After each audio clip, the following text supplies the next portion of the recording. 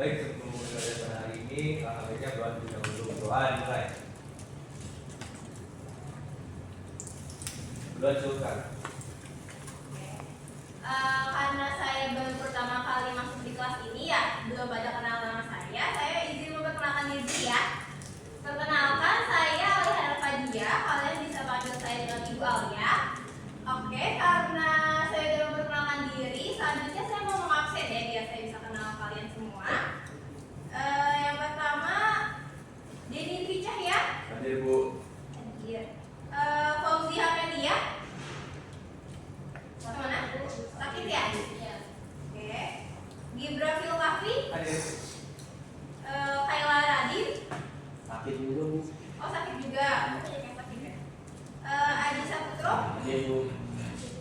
Fahmi. Maisa Gabriela. Gak ada? Sakit juga, Bu. Oh, sakit. Banyak Yang yang sakit sakit, ya? Bu. Nabila Kaputra. Sakit juga kayaknya, Bu. Banyak yang sakit ya? Iya, Bu. Emang lagi bener sakit sih. Rizky Fadil. Oh iya, Boleh. oh di toilet. Sabrina Zulfa.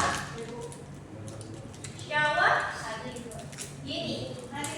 Oke, karena semua sudah perkenalan, saya mau membuat kontrak belajar ya. Jadi yang pertama itu di kelas saya yang pertama nggak boleh telat, tapi toleransi waktu itu 10 sampai 15 menit. Selebihnya nggak boleh masuk kelas. Lalu yang kedua nggak boleh ngobrol dan main HP saat saya mengajar. Oke, boleh masuk? Maaf, terlambat. Ya, nggak apa-apa. Oh, makanan. Bu, bawa makanan, Bu. Bye-bye. Aku itu tapi Kalian kok makanan ya. Bandel, Bu. Coketan, Bu. Oh, belum. Oh iya. Haji tawuran, Bu. Haji tawuran. Oh, kamu Ironisa, oke. Haji tawuran. Oke ya. Haji tawuran, Bu. Ibu bawa makanan, Bu. Oke, lanjut. Yang kedua yang tadi nggak boleh ngobrol dan main HP saat saya mengajar. Lalu yang ketiga nggak boleh makan kecuali saya izinkan ya. Kalau minum masih boleh. Lalu yang terakhir jangan membuat gaduh ya. Lalu yang terakhir mengerjakan tugas tepat waktu ya. Oke, selanjutnya kalau terlambat mengerjakan mungkin saya akan mengurangi nilai ya, karena nggak mungkin sama orang yang tepat waktu mengerjakannya. Oke, ada yang mau ditanyakan? Sudah tidak ada? Baik, jadi sebelum kita masuk ke materinya, saya ingin menyebutkan tujuan pembelajaran yang akan kita laksanakan nanti. Jadi yang pertama itu siswa mampu memahami faktor-faktor yang mendasari interaksi antara wilayah desa dan kota. Lalu bisa juga mengenali zona-zona interaksi antara desa kota dari pusat kota hingga rural, serta dapat menjelaskan faktor-faktor pengaruh dan teori-teori interaksi seperti teori gravitasi, titik henti, dan grafik. Lalu yang terakhir itu siswa diharapkan mampu menghitung contoh sederhana dari rumus-rumus teori tersebut dan memainkannya dengan contoh nyata. Kita masuk ke pembelajaran ya.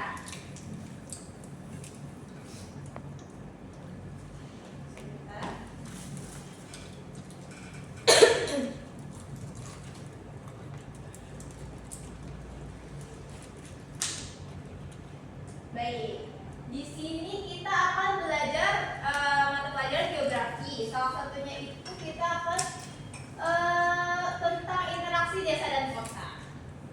Sebelumnya ada yang tahu desa itu apa, kota itu apa? Ada yang mau menjelaskan? Kota itu banyak gedung, kalau desa cuma sawah-sawah gitu. Oh iya. Cuma begitu. Ya, bagus. Benar. Oke, next ya. Jadi di sini saya ingin menjelaskan faktor-faktor yang mendasari interaksi desa dan kota. Jadi proses interaksi desa kota terjadi karena masing-masing mempunyai kekuatan untuk menarik. Jadi mereka ini saling membutuhkan. Yang pertama itu kota mempunyai kekuatan menarik terhadap desa karena hal berikut. Yang pertama, kota terdapat beragam pusat daerah kegiatan. Di sini kota itu memiliki banyak pusat perbelanjaan atau pusat kegiatan yang lainnya. Karena di kota itu banyak gedung-gedung seperti supermarket atau mall gitu ya. Lalu ada lapangan kerja yang bervariasi. Nah, karena di kota ini memiliki gedung-gedung yang tinggi, otomatis mempunyai lapangan kerja yang lebih banyak dibanding di desa. Lalu selanjutnya, kota sebagai simbol kemajuan dan jendela pembaharuan untuk hal-hal baru. Seperti yang kita ketahui, teknologi di kota itu lebih meningkat daripada di desa. Seperti di kota sudah mempunyai transportasi listrik seperti kayak mobil listrik, sepeda listrik, sedangkan di desa itu minim seperti itu. Lalu selanjutnya ada faktor-faktor yang mendasari interaksi desa kota. Desa mempunyai kekuatan menarik terhadap kota karena alasan berikut. Yang pertama, desa mempunyai banyak sumber daya alam. Yang kalian ketahui itu kan desa emang masih alam ya, masih banyak hutannya dan masih banyak sumber daya alam yang belum dikembangkan.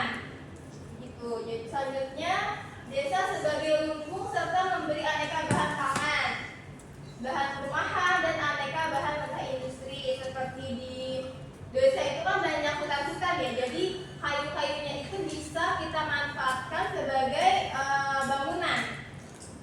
Selanjutnya, desa sebagai pusat tenaga kerja. Nah, di desa itu sebenarnya banyak tenaga kerja ya, tapi yang terdapat di desa itu cuma tenaganya aja, tapi ilmu itu masih kurang. Tapi tetap itu bisa dimanfaatkan sebagai tenaga kerja. Lalu selanjutnya, desa mempunyai keanekaragaman sumber daya lingkungan dan panorama alam.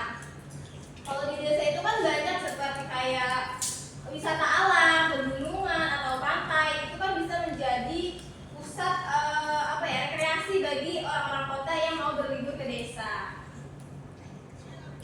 Selanjutnya ada zona interaksi desa kota. Kekuatan hubungan suatu wilayah kota yang berinteraksi dengan wilayah pedesaan biasanya sesuai dengan jarak ke pusat kota dan membentuk wilayah tertentu. Semakin jauh letak suatu daerah dari pusat kota, maka semakin lemah interaksinya dengan pusat kota tersebut. Wilayah interaksi ini akan membentuk lingkaran-lingkaran dimulai dari pusat kota sampai ke wilayah desa. Seperti ini. Ini adalah lingkaran yang menggambarkan zona interaksi desa kota. Yang pertama ini ada city atau kota, inti kota atau urban. Lalu yang kedua ini ada suburban, dia ada daerah perkotaan. Lalu yang ketiga ini ada suburban fringe, yaitu jalur pinggir daerah subperkotaan. Lalu yang keempat ada urban fringe, yaitu jalur pinggir daerah perkotaan. Lalu yang kelima ada rural urban fringe, yaitu jalur pinggir desa kota. Lalu yang terakhir ada rural atau desa.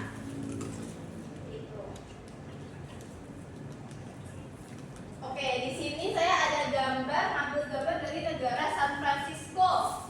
Yang pertama ini ada city atau kota. Bisa dilihat dari sini wilayahnya banyak gedung-gedung tinggi, bangunan-bangunan tinggi, dan jarak jalanannya tuh luas, dari jalan ke sini dan ke situ luas. Lalu yang kedua ini ada suburban, dia juga banyak gedung-gedung tinggi, tetapi jalannya sempit, tidak seperti seluas city. Lalu selanjutnya ada suburban fringe, dia masih banyak gedung-gedung tinggi, cuman nggak sebegitu tinggi dari suburban, dan dia jalanannya juga sama seperti suburban, yaitu jaraknya dekat dengan jalan-jalan yang lain. Lalu selanjutnya ada urban fringe, dia lebih banyak perumahan daripada gedung-gedung tinggi dan jalanannya juga sempit. Lalu selanjutnya ada rural urban fringe. Di sini bisa kita lihat dia lebih banyak rumah-rumah dan masih ada kawasan hijaunya. Lalu juga jalanannya sempit. Selanjutnya ada rural atau desa. Ini lebih lapang lagi, jadi bangunannya lebih sedikit dan terdapat hutan juga. Lalu selanjutnya ada forest atau hutan. Ini benar-benar pepohonan semua, jadi udah gak ada perumahan atau jalan, mungkin jalan cuma sedikit doang gitu.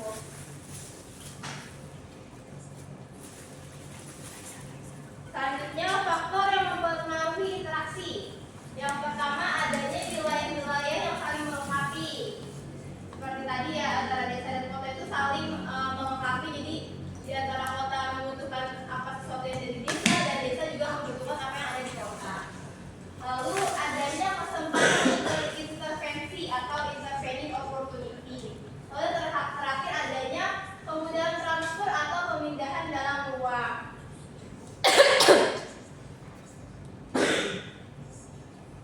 Baik, selanjutnya ada region complementary. Jadi ini adalah contoh interaksi yang kuat antara wilayah yang satu dengan wilayah yang lain. Seperti contohnya ini wilayah A, dia mempunyai surplus sumber daya A tapi minus sumber daya B. Sedangkan wilayah B surplus sumber daya B tapi minus sumber daya A. Mereka saling ketergantungan. Jadi wilayah A membutuhkan sesuatu yang ada di B dan B membutuhkan sesuatu yang ada di A gitu. Selanjutnya ada intervening opportunity. Jadi wilayah A dan wilayah B ini memiliki jaringan interaksi yang lemah. Karena apa? Karena di wilayah C ini memiliki surplus sumber daya A dan surplus sumber daya B. Jadi wilayah C bisa memberikan sumber daya ke wilayah A dan C juga bisa memberikan sumber daya ke wilayah B. Jadi A dan B ini lemah karena memang mereka tidak bisa saling berinteraksi gitu. Karena sudah ada di wilayah C. Selanjutnya ada spatial transferability, yaitu di sini ada wilayah A mempunyai surplus sumber daya X dan minus sumber daya Y, sedangkan wilayah C surplus sumber daya Y dan minus sumber daya X, sedangkan yang B minus sumber daya X dan surplus sumber daya Y. Nah, jadi wilayah A dan wilayah C ini saling berinteraksi karena mereka wilayahnya saling berdekatan, gitu. Dibanding dengan wilayah B, jadi wilayah A hanya berinteraksi dengan wilayah C. Lalu di sini ada teori gravitasi, yaitu kekuatan interaksi antara dua wilayah atau lebih dapat diukur dengan memperhatikan jumlah penduduk masing-masing wilayah serta jarak mutlak antara wilayah-wilayah tersebut. Di sini ada rumusnya, IAB itu sama dengan kekuatan interaksi, PA sama dengan PA dan PB itu sama dengan jumlah penduduk, DAB kuadrat sama dengan jarak mutlak. Di sini saya ada salah satu contoh soal, kalian bisa mengerjakan ya. Nah, ini soalnya ada diketahui jumlah penduduk kota berjumlah 400 jiwa dan kota B berjumlah 600 jiwa. Jarak antara kota A dan kota B 20 km. Hitunglah besarnya kekuatan interaksi antara kota A dan kota B. Silakan kalian bisa mengerjakan yang sesuai dengan rumus yang sudah diberikan. Kalau sudah mengerjakan boleh dijelaskan.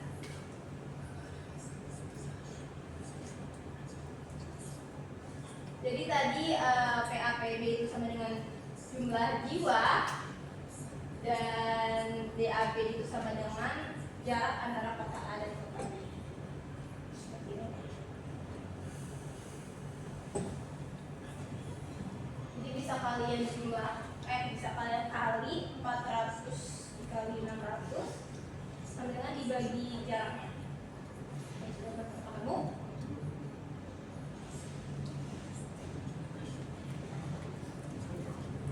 Boleh? Aji boleh menjelaskan?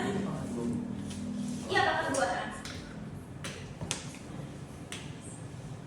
6.000.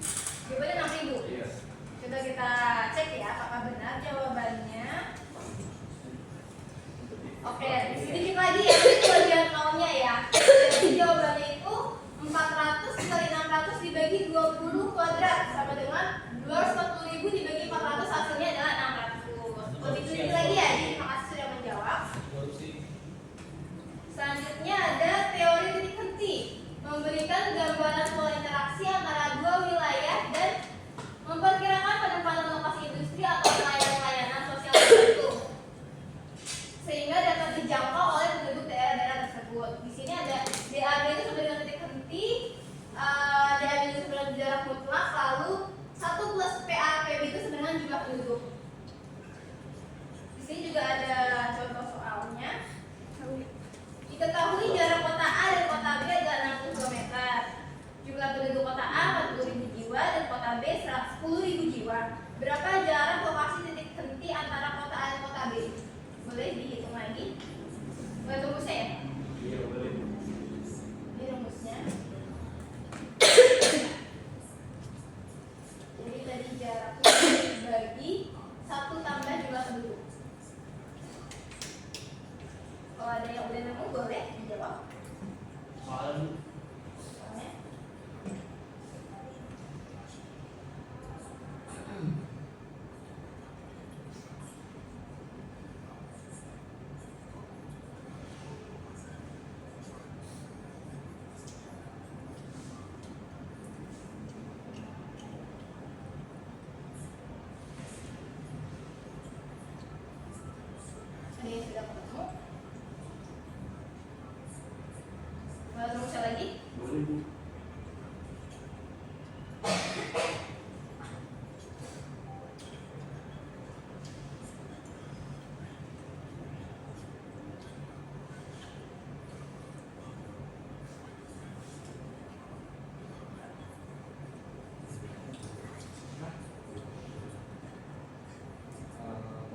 12 tuh jawabannya. 12. Coba kita cek ya. Oke. Salah, masih kurang teliti ya. Jadi jawabannya adalah 60 dibagi 1 ditambah akar 40.000 per 10.000 sama dengan 60 dibagi 1 ditambah akar 4 sama dengan 20. Itu ya teman-teman, anak-anak. Yang terakhir ini ada teori grafik, yaitu kekuatan interaksi antara wilayah dilihat dengan membandingkan jumlah wilayah dengan jumlah jaringan jalan penghubung wilayah tersebut. Jadi ini rumusnya ada beta sama dengan indeks konektivitas, yaitu sama dengan jumlah jalan, dan T sama dengan jumlah titik atau wilayah. Oke, boleh dicatat rumusnya biar bisa gampang ngerjain soal berikutnya. Sudah? Ini latihan soalnya. Perhatikan ilustrasi wilayah berikut, berapa indeks konektivitasnya. Nah, ini itu digambarkan sebagai titik wilayah. Jadi wilayahnya ada 1, 2, 3, 4. Lalu garis itu sama dengan jumlah jalan. Di sini garisnya ada 1, 2, 3, 4, 5. Jadi jumlah jalan ada 5, titik wilayahnya ada 4. Silakan dihitung.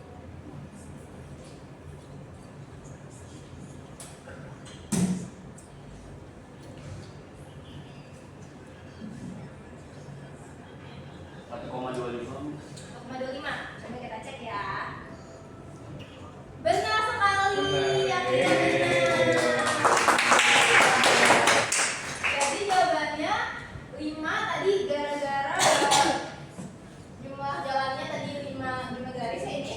Lalu titik wilayahnya ada 4. Jadi 5 dibagi 4 sama dengan 1,25. Ulang lagi.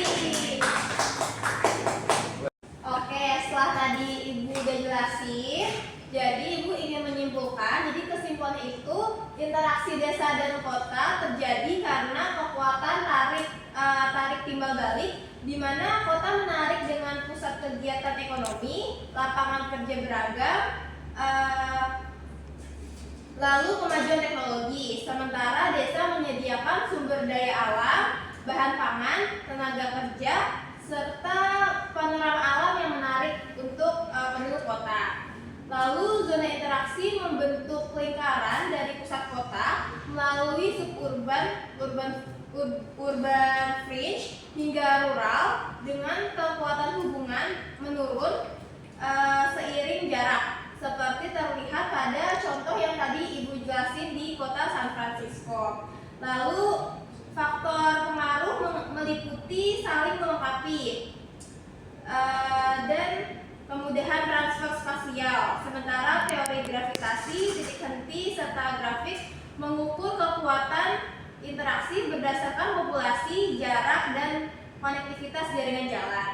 Oke, begitu saja pembelajaran kita pada hari ini. Apakah ada yang ingin bertanya? Apa sudah cukup paham? Paham Bu, cukup. Paham ya? Oke. Sebelum saya menutup pembelajaran, saya ingin memberikan tugas kalian membaca lagi ya tentang tadi teori-teori tadi agar lebih paham dengan apa yang tadi rumus yang sudah saya jelaskan, jadi tidak ada salah lagi. Oke, sebelum saya tutup, boleh ketua kelas memimpin doa untuk mengakhiri pembelajaran kita kali ini? Baik, sebelum untuk belajar pada hari ini, alhamdulillah satu doa dimulai. Doa cukupkan.